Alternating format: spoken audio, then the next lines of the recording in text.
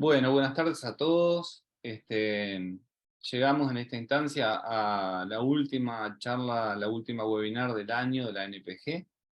En esta oportunidad vamos a tener el gusto de escuchar a mi compañero Darwin Caraballido, que nos ha acompañado en otras charlas y bueno, la tan esperada charla que teníamos que por diferentes motivos la habíamos tenido que postergar. Cómo elaborar consignas de comprensión a partir de la propuesta de David Perkins. Y bueno, sin más preámbulo, le damos el lugar al profesor Darwin y te escuchamos, Darwin. Bueno, muchas gracias. Bienvenidos y bienvenidas a todos. Disculpen un poco hoy cómo voy a tener el manejo de la voz, pero bueno, vamos a tratar de que se escuche con claridad. La idea de este espacio es compartir con ustedes una propuesta y sobre todo dar a conocer la propuesta de un autor muy particular, como habrán visto en la portada, en ese título. Es un asunto muy acotado desde un marco teórico muy concreto que, bueno, se apoya en la propuesta de Perkins. Yo supongo, conjeturo, que si estamos a esta hora, en esta presentación, es porque pasaron algunas de las cosas que yo imagino. Una puede ser que les interesa este asunto de trabajar o elaborar consignas para la comprensión. Otra puede ser que conocen al autor o que desconocen al autor, o todas esas cosas juntas, ¿no? Así que bueno, teniendo eso sobre la mesa, es que yo voy a pedirles hacer un ejercicio, pero un ejercicio a solas, ¿no? No es para compartir. La idea es, por un momento, más allá de que conozcan o no conozcan al autor, se dejen por este rato convencer de esta propuesta. Vamos a volvernos por un rato perkinsnianos, y con esa propuesta, es decir, a medida que vamos recorriendo muy rápidamente la propuesta de este autor, es como ir tomando esos aportes como una especie de lupa para autoobservarnos, para autoanalizarnos. ¿Ah? Vale decir, teniendo en cuenta el concepto de comprensión que propone este autor y los niveles de comprensión que identifica, bueno, cuando yo armo consignas de acuerdo a la propuesta de Perkins, ¿estoy en el campo de la comprensión o no? Si estoy en ese campo, ¿en qué nivel de la comprensión estoy? ¿En los niveles más bajos, más débiles o más tenues? ¿En los más profundos? Creo que con ese ejercicio alcanza para cumplir con la meta o el cometido de esta charla. Es no solamente presentarles a Perkins, sino por un momento usar un marco de referencia para analizar una propuesta que en este caso es la de cada uno. ¿Está? Y si no, directamente lo que hacemos, o lo que hacen es escuchar y sacando apuntes para después en el intercambio, bueno, hacer alguna pregunta o algún comentario. ¿Ah? Esa es la idea.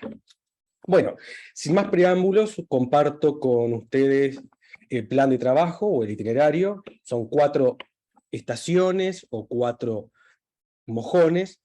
¿En qué consiste la propuesta de David Perkins? Bueno, ahí voy a hacer lo explícito, muy breve, porque, bueno, por un tema de tiempo, el corazón de la propuesta está en el punto 2 y 3. Justamente, ¿cuál es la definición de comprensión que propone Perkins? ¿Ah? ¿Cuáles son los niveles de comprensión que este autor junto con Simon identifican en este proceso intelectual?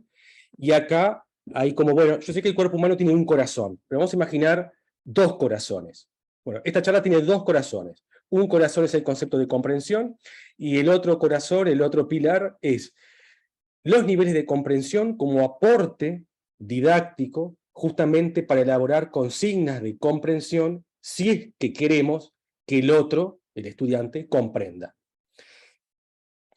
Y después una idea de cierre, que en realidad es como una síntesis y una recomendación a partir de lo trabajado en las 3 estaciones previas.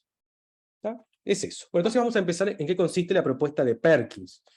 Bueno, hay mucho para decir de este autor, realmente es una mente brillante, sus obras son obras maestras, en la literatura pedagógica, didáctica, educativa. Hay libros que ya se han convertido en clásicos para la educación, para la pedagogía, como por ejemplo el libro La escuela inteligente, ¿tá? El aprendizaje pleno, uno de sus últimos que es Educar en un mundo cambiante. Bueno, ¿qué es lo que tienen en común estas grandes obras y otras de Perkins?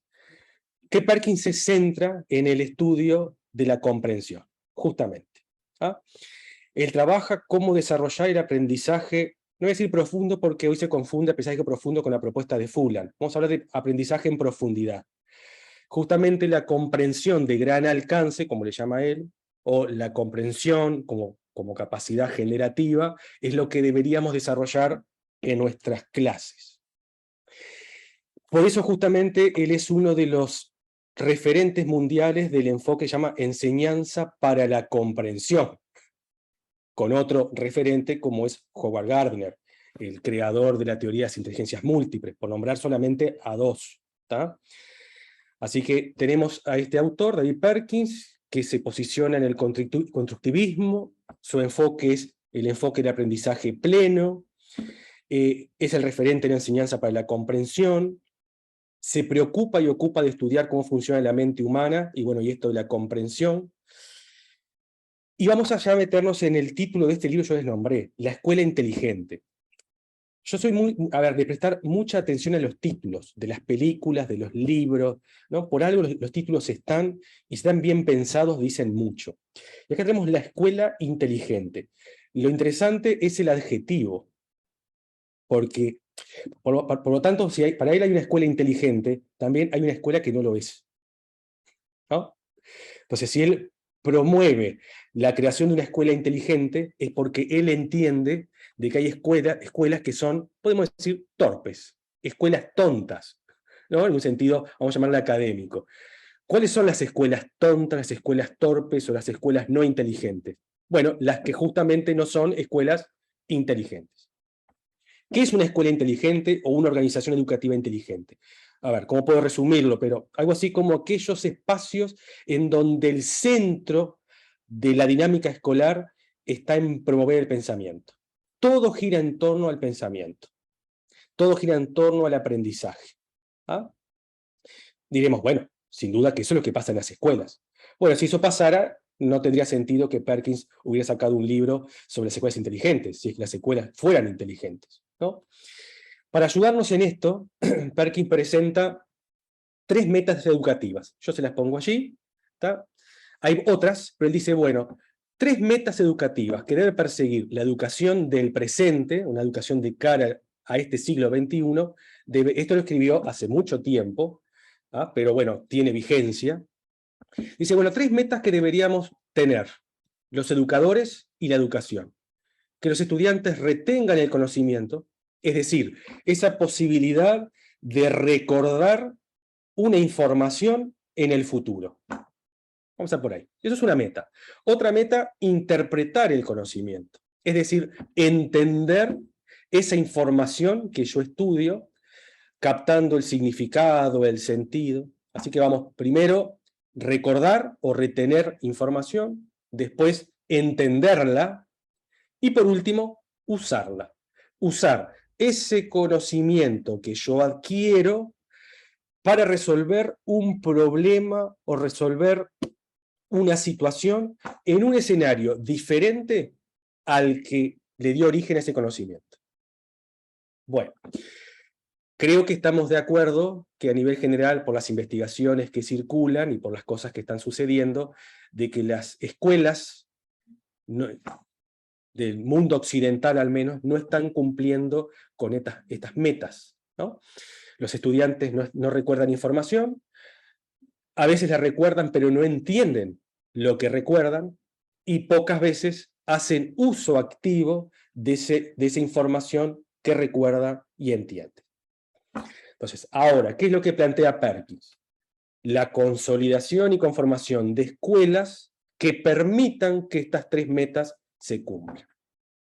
Y ahí, cuando se cumplen estas 3 metas, es cuando el estudiante desarrolla lo que él llama pensamiento generador o pensamiento generativo, que es el pensamiento que une, que conecta informaciones, conecta informaciones dentro de un tema, pero también conecta informaciones entre temas, pero también logra conectar informaciones entre asignaturas.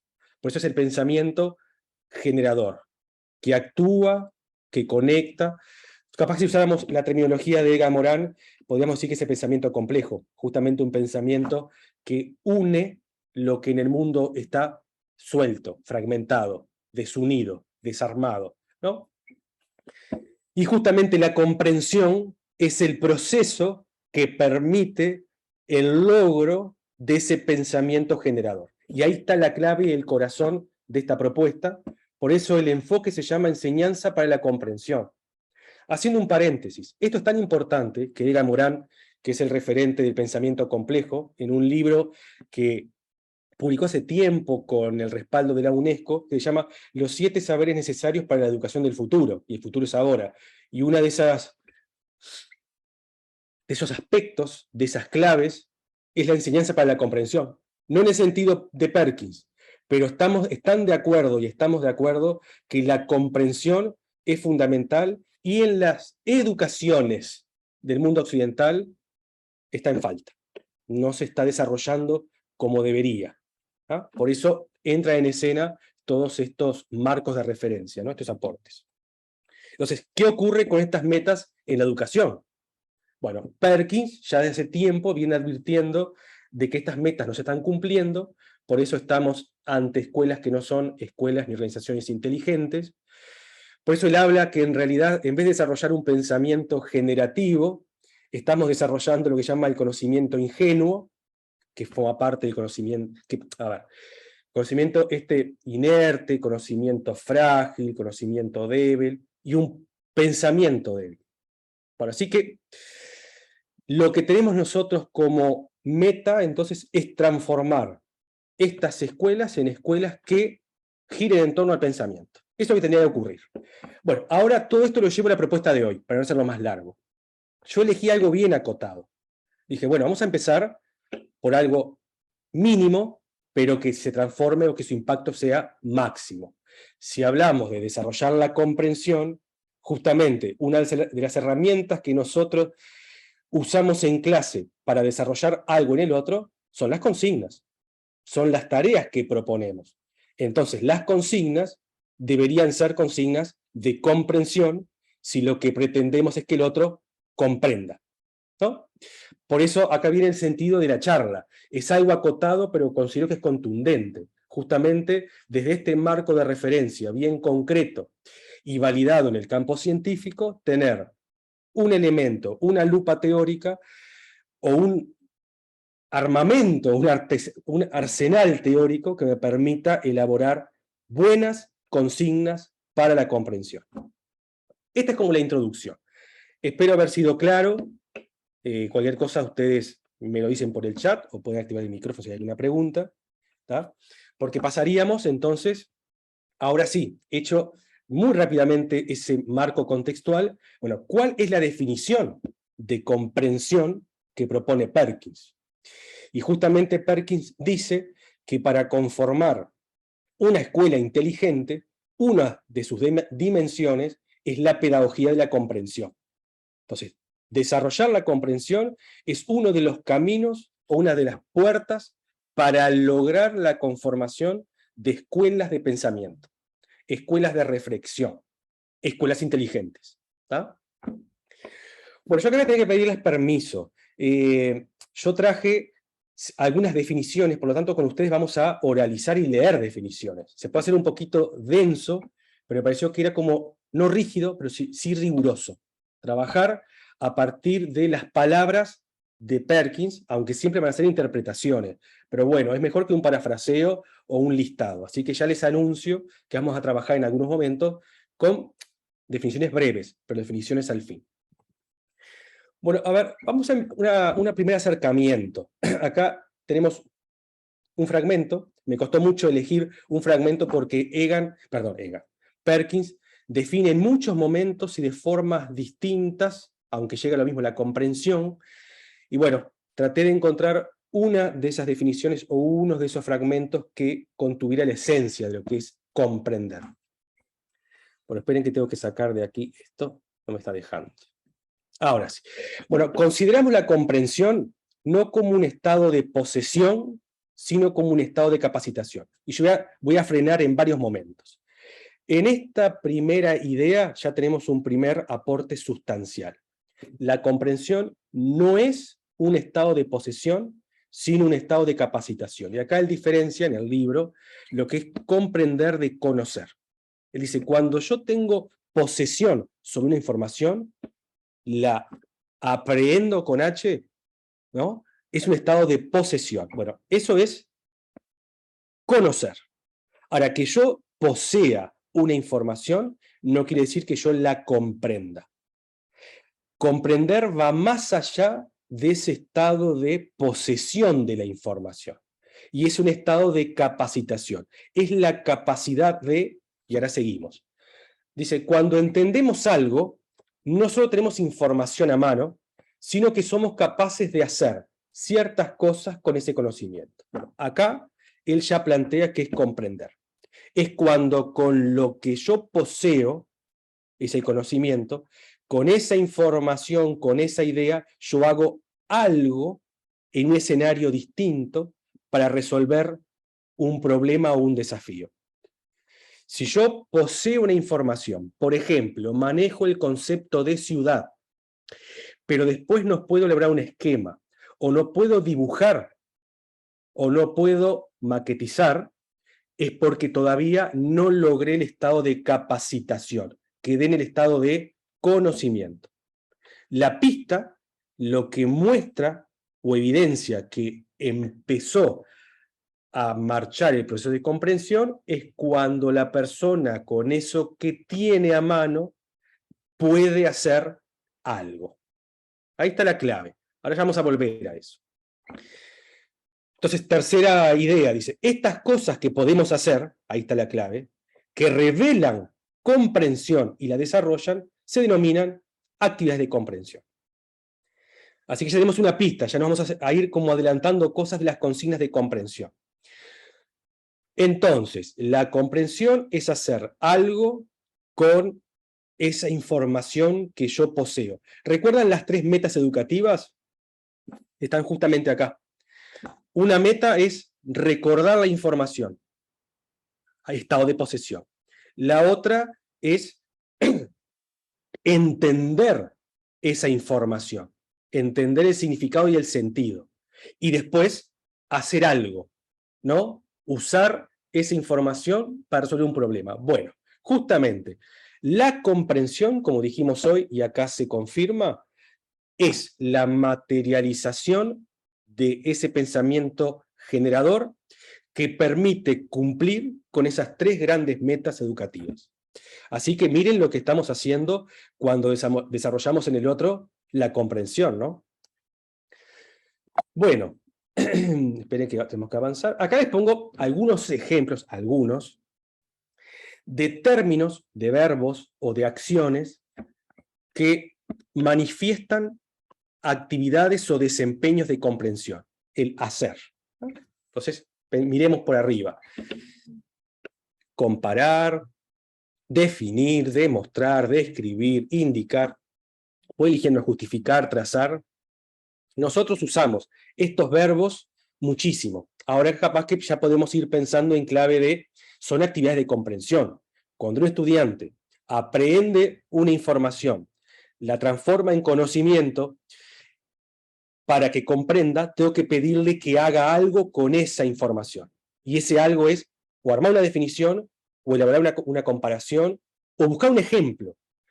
A veces que el estudiante, ante una definición, busque un ejemplo, es el mejor ejemplo para evidenciar la comprensión. Hasta que el alumno no encuentra un ejemplo para esa definición, no ha logrado trascender el estado de posesión. Puede sí recitar la definición, puede entender ciertas partes, pero si no ejemplifica, no ha llegado a comprender. Entonces, una actividad de comprensión es una actividad que evidencia eso, el paso de la posesión a la capacitación. Bueno, seguimos un poquito más. Ahora, eso que son las actividades de comprensión, yo creo que a nadie resulta novedoso, tal vez sí, la palabra actividades de comprensión, pero son tareas y actividades que los estudiantes resuelven en las clases, ¿no? Ahí dice, podríamos decir que las actividades de comprensión constituyen el lado visible de la comprensión. Es cierto, es lo que vemos, ¿ah? Lo que el alumno muestra, ¿ah? Es lo que hace. Es decir, lo que las personas hacen cuando entienden. Acá otra vez juega con eso, ¿no? La diferencia o el vínculo entre hacer y entender. Recuerden, entender, estado de posesión, hacer, estado de capacitación. Entonces, ahí no queda duda. Ahora, pero ¿cuál es el lado interno de la comprensión? Podemos decir el lado invisible, el lado no visible. Y es más, cuando trabajamos con los paisajes, hay una expresión que también se puede traer acá. Son las lógicas no visibles las que explican las lógicas visibles. Bueno, acá también, lo no visible, lo que está pasando en la mente, es lo que permite que eso se traduzca en una actividad de comprensión, ¿no? Ahora, ¿cómo se le llama a esa parte no visible? Porque acá dice, la ciencia cognitiva, Perkins, ¿no? La ciencia cognitiva contemporánea tiene su respuesta favorita: imágenes mentales. Y esos son imágenes, pero también pueden ser ideas y pueden ser estructuras. Y acá algo subrayado. Un estudiante no puede desarrollar una actividad de comprensión hasta que no construyó una imagen mental sobre lo que está estudiando. Dicho de otra manera, el estudiante solamente puede desarrollar desempeño de comprensión cuando construyó ideas, imágenes pictóricas o estructuras, ¿tá?, que operan como esos esquemas, esas imágenes mentales que permiten desarrollar o hacer una actividad. Vamos al caso de geografía. El conjunto de los principios básicos de la geografía actúan como el método geográfico. Es decir, una de las herramientas que tenemos los profesores de geografía y los geógrafos para estudiar un territorio, justamente para interrogar e interpelar un territorio, son las preguntas que salen de los principios. Por ejemplo, tenemos un territorio y preguntamos, ¿dónde está? ¿Qué superficie tiene? ¿Es un territorio que crece, que se reduce? ¿Desde cuándo está ahí? ¿Quiénes intervinieron en su construcción? Bueno, esas preguntas geográficas tienen detrás los principios geográficos. Nosotros podemos formular esas preguntas porque tenemos en nuestras cabezas armada la estructura de ese método geográfico signado por los principios. Bueno, justamente es esa imagen mental en clave de estructura la que me permite formular preguntas, y justamente es una actividad de comprensión. Si yo puedo interrogar un territorio, es una actividad de comprensión. Yo no puedo interrogar a un territorio hasta que no puedo construir una imagen mental de los principios, o al menos de cómo se arma una pregunta en geografía. No sé si con este ejemplo voy ayudando, pero estos son, lo dice Perkins, los dos engranajes de la pedagogía de la comprensión y de la enseñanza para la comprensión: las actividades de comprensión y las imágenes mentales. Esos dos elementos en conjunto son los que permiten que una persona comprenda o no, o que comprenda poco o mucho. Nunca va a comprender todo. Eso es imposible, dice Perkins, y también lo dice de otra perspectiva Edgar Morin. La incompletud es una característica del pensamiento humano. Así que nosotros no tenemos por qué comprender todo de todo, pero sí lograr el mayor grado de comprensión posible y en profundidad. Eso sí, ¿tá? Por lo tanto, una de nuestras tareas es entonces ayudar a que los estudiantes construyan imágenes mentales, para que con esas imágenes mentales puedan resolver tareas a través de actividades de comprensión. Ahora vamos a poner ejemplos. Bueno, ¿cuáles son los niveles de comprensión? Y acá tenemos un aspecto sustantivo, nodal, porque estas son las bases para elaborar las consignas. Entonces yo pongo una segunda pregunta: ¿cómo podemos elaborar consignas de comprensión a partir de este aporte? Una aclaración: Perkins no habla de consignas de comprensión. De consignas de comprensión hablo yo, pero está bueno decirlo, no es autobombo, sino justamente decir, Perkins habla de actividades de comprensión, desempeños de comprensión, ¿tá? Pero no ha focalizado en el armado de las consignas de comprensión. Y es que yo a partir de los aportes de Perkins es que propongo esto. Bueno, si Perkins nos ofrece una definición de comprensión y nos ayuda a entender cuáles son los niveles, justamente lo que podemos hacer es tomar esos niveles para armar consignas que permitan desarrollarlos. ¿Está?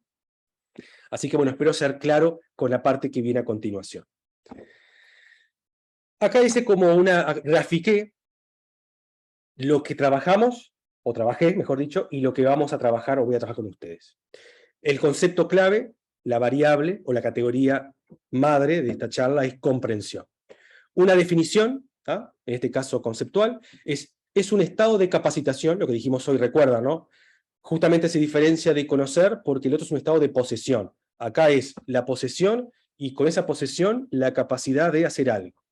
Es justamente la comprensión, la capacidad de pensar y actuar flexiblemente a partir de eso que sabemos. Cuando dice actuar con flexibilidad quiere decir resolver un problema en un contexto distinto, ¿ah? En lugar de solo repetir información y ejecutar habilidades rutinarias. Así que ella también nos dice que si repito información, copio, imito, no estoy comprendiendo. Esa es una actividad de no comprensión, ¿tá? Y acá, para mí, el gran aporte, que cuando yo lo descubrí, para mí fue uno de los grandes aportes. Él identifica él con Simmons, 4 niveles para este proceso. Dice, bueno, hay un nivel de comprensión de contenido, un nivel de comprensión de resolución de problemas, un nivel de comprensión epistémico y un nivel de comprensión de investigación. Por suerte son 4 y no son 14, ¿no? Pero además, acá usé 2 colores para categorizar. Él nos advierte que el nivel de comprensión de contenido no es de comprensión. Justamente es un nivel necesario para desarrollar los otros, pero por sí mismo este nivel es el nivel de la incomprensión o de la no comprensión. Así que los niveles comprensivos están a partir de resolución de problemas. Y aparte están nivelados, son niveles realmente. El nivel de comprensión de resolución de problemas sería el nivel más bajo, el epistémico el que le continúa y el de investigación como el superior. Así que ya también nos da una idea. Deberíamos aspirar a promover actividades de comprensión que desarrollen el nivel de investigación, sin que nos asuste esa palabra. No crean que tenemos que desarrollar ahora todo el tiempo investigaciones. Vamos a aclarar qué entiende Perkins por nivel y actividades de investigación, que no tienen por qué ser el desarrollo de una investigación. ¿Está? Bueno, vamos de a uno con los niveles y con un ejemplo escrito y algunos ejemplos que yo les oralizo para no cargar tanto las diapositivas. ¿Está? Bueno, vamos con el nivel 1. Recuerden que es el primer nivel de comprensión, pero que es de incomprensión. Justamente las personas que están en este nivel todavía no comprenden. Y él dice, el nivel de contenido remite al conocimiento y práctica referentes a los datos y a los procedimientos de rutina. Las actividades correspondientes no son de comprensión, sino reproductivas. Repetición, paráfrasis, ejecución de procedimientos de rutina. Las imágenes mentales que se generan son muy particulares y, aunque importantes, algo estrechas. Yo diría que muy acotadas y en algunos casos nulas. ¿Tá? Pero vieron que hay algo interesante. Por acá dice, aunque importantes. Cuidado con a veces malinterpretar estas cuestiones y decir, bueno, a partir de ahora ya no propongo más actividades o preguntas de contenido. Desaparecen las preguntas de lectura literal. Desaparecen los ejercicios para extraer información. La actividad implica subrayar el texto. Tal vez yo pueda hacerlo sin entender el texto. Solo alcanza con identificar las áreas protegidas. Otra actividad es cuando le pedimos a un estudiante, por ejemplo, que extraiga de sitios confiables en la web 5 definiciones de ciudad. Y nada más. Bueno, busquen en la web 5 definiciones de ciudad. Otra puede ser, realicen una captura de pantalla en Google Maps que contenga el barrio del Liceo. Otro que se completen la ficha técnica de tal imagen, autor. Es decir, trabajamos con información y nada más. Ahora, ¿esto es contraproducente? No. Es justamente el piso para desarrollar los otros niveles de comprensión. ¿Tá? Entonces pasamos al siguiente nivel. Resolución de problemas. Recuerden que este es el nivel más bajo, pero ya estamos en el territorio de la comprensión. Conocimiento y prácticas referentes a la solución de problemas, pero miren esto, típicos de la asignatura. Acá esto es clave. Las tareas correspondientes son un tipo de actividad de comprensión, la resolución de problemas en sentido clásico. Las imágenes mentales comprenden actitudes y estrategias de resolución de problemas.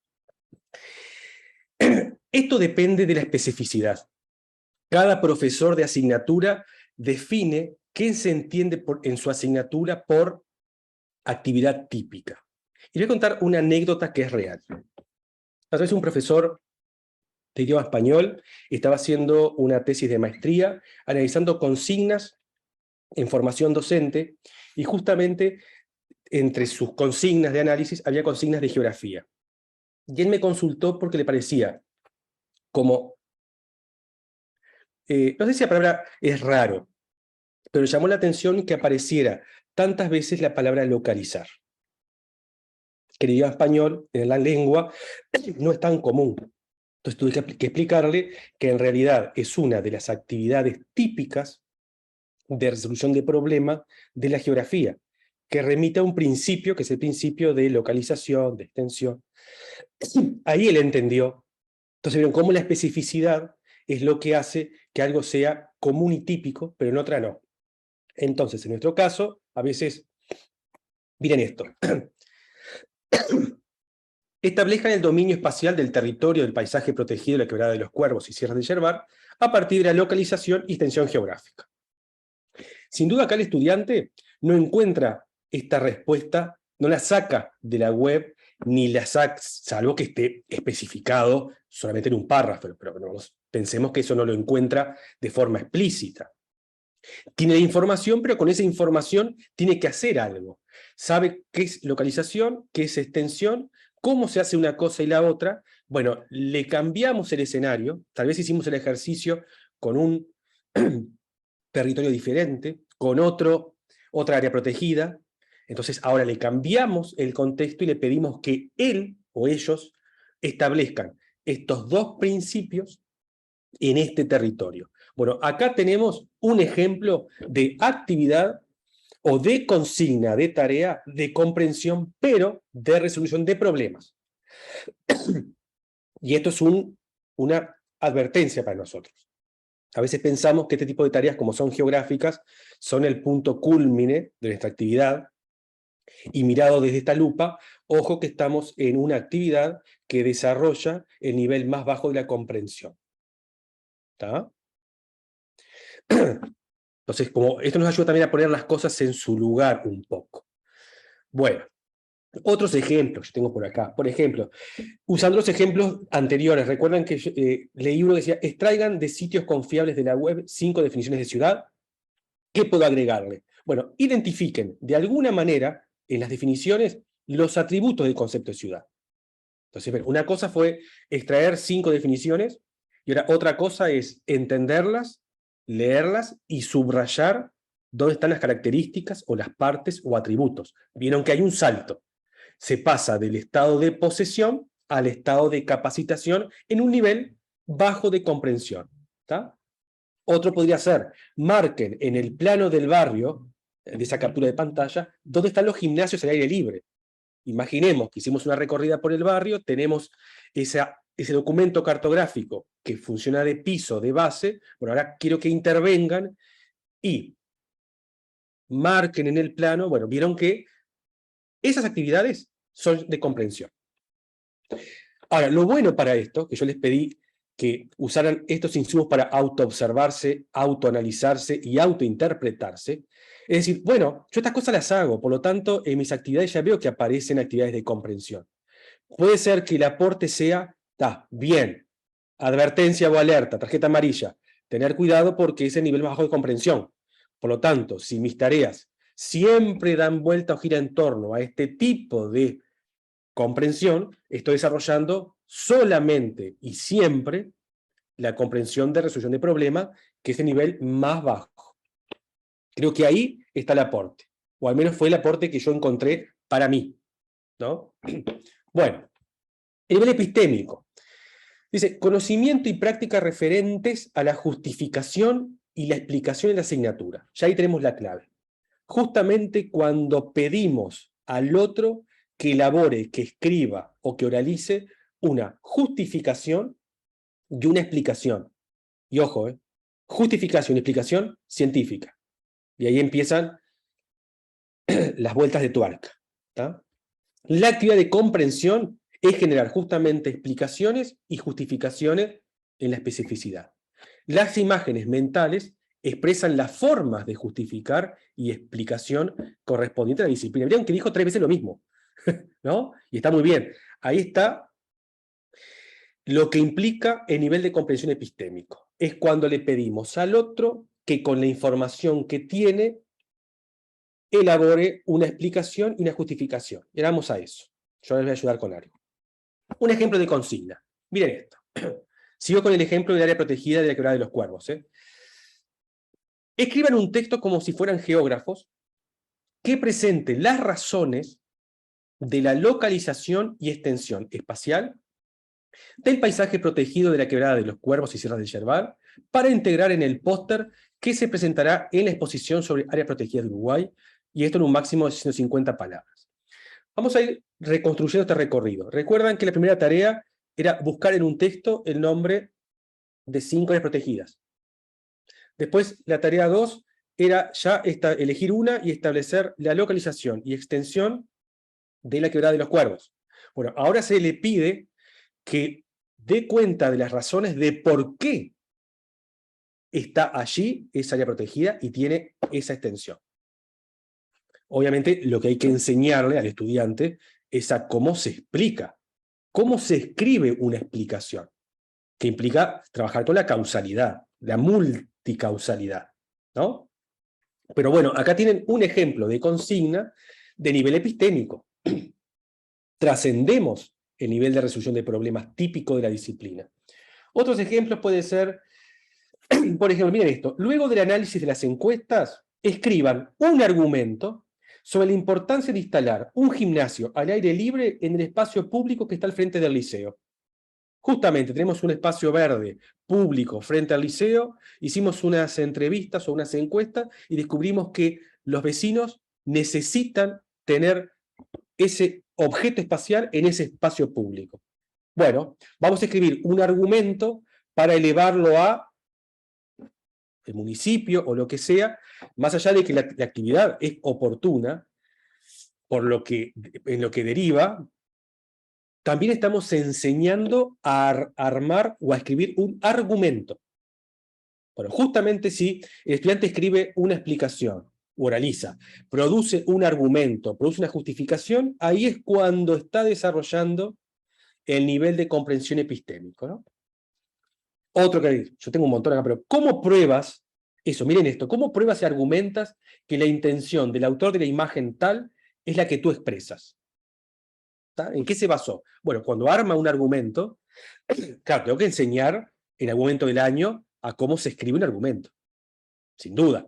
Si no, no puedo pedir lo que no enseño. Pero esto también nos ayuda a decir, bueno, ¿qué es lo que incluyo en mi secuencia didáctica? Bueno, si yo al final de la secuencia, o en un momento, voy a pedir que escriban una explicación científica, lo que tengo que enseñar en el momento es cómo se explica en ciencias. ¿Está? Como pretexto, este tema del año, del curso, ¿no? Las áreas protegidas de Uruguay. Bueno, y el último, el de investigación, que hace referencia al conocimiento y práctica referentes al modo cómo se discuten los resultados y se construyen nuevos conocimientos en la materia. Las imágenes mentales incluyen el espíritu de aventura y cierta comprensión de qué cosas sirven para una buena hipótesis, es decir, una hipótesis potencialmente iluminadora y válida. Perkins esto lo amplía y ahí nos quita un poco el susto, decir, wow, bueno, ¿cómo desarrollo este nivel epistémico? ¿Tengo que desarrollar una investigación? No. Él dice, podemos desarrollar actividades investigativas, que no es lo mismo que una investigación. Por ejemplo, cuando le enseño a un estudiante a formular una pregunta investigable, ¿cómo se redacta una pregunta problema? ¿Cómo se escribe una hipótesis? O llevamos una hipótesis y digo, vamos a refutarla, o vamos a comprobarla, o vamos a contrastarla, mejor dicho, para ver si la ampliamos, la confirmamos.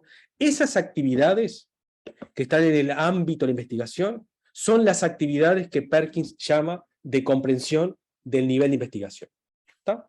Por ejemplo, seguimos con la quebrada de los cuervos.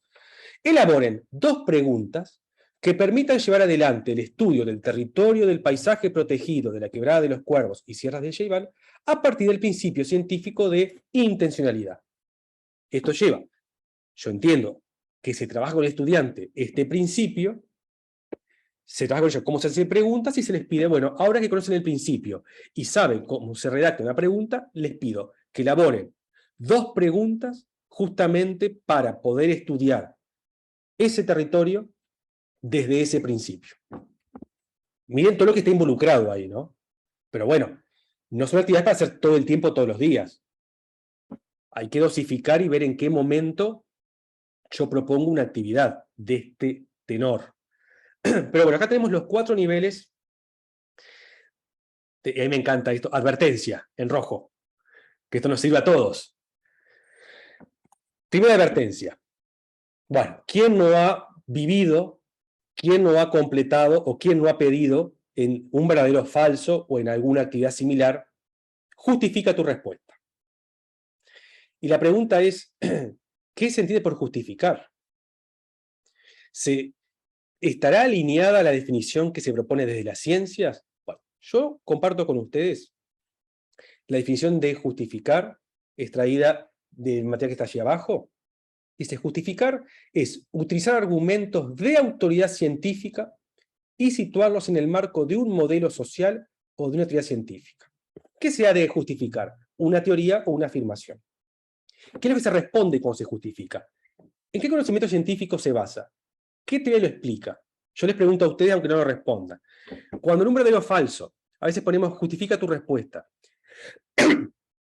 Estamos pidiendo que el estudiante responda usando un autor o una teoría como respuesta, y si la respuesta es no, lo que tenemos que decirnos, yo lamento mucho la mala noticia, es que eso no es justificar. Entonces, están pasando 2 cosas. Estamos creyendo que están justificando, estamos enseñando de forma imprecisa lo que es justificar, pero además creemos que estamos desarrollando un tipo de comprensión y no lo es. Un ejemplo. Otro ejemplo. Explica con tus palabras el contenido del primer párrafo del texto. Vamos a la definición científica de explicar. Es esgrimir las razones del porqué de los fenómenos sociales, establecer relaciones y ordenamiento jerárquico. Es decir, establecer las múltiples causas.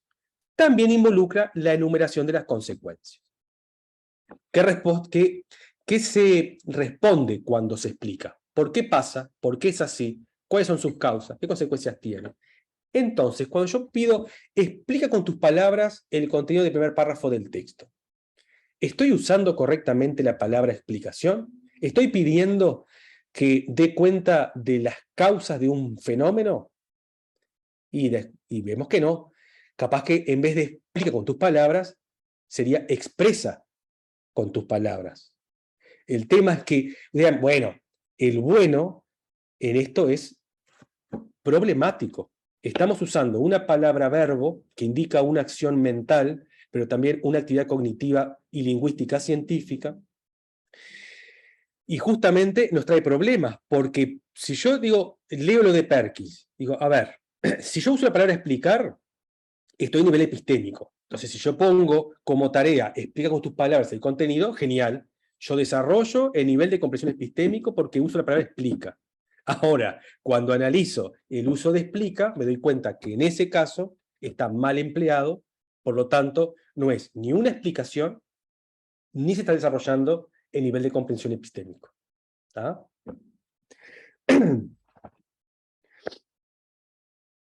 Por ejemplo, a ver,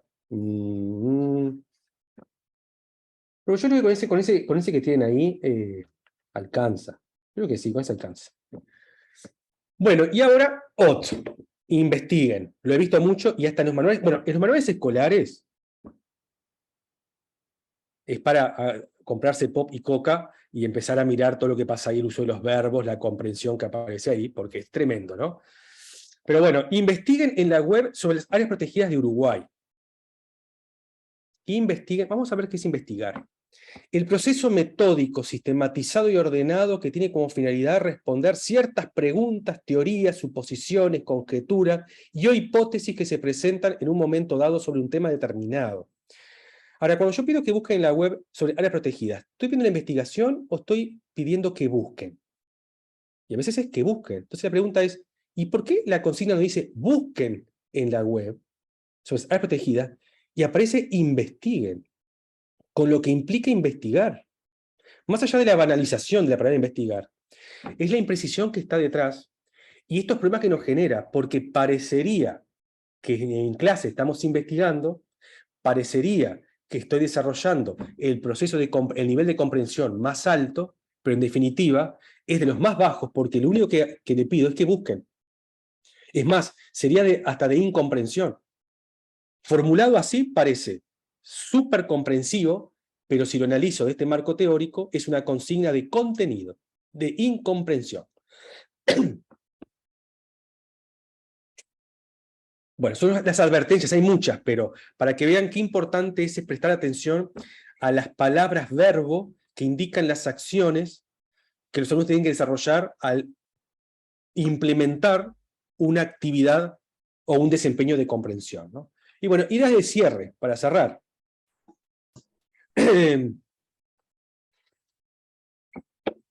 Que yo me lo formulé como preguntas y lo comparto con ustedes. Son 4 preguntas, todas parecidas. La primera, ¿qué pasa si a lo largo de una secuencia, perdón, de una clase, de una secuencia o de un año, solamente promuevo o propongo consignas de contenido?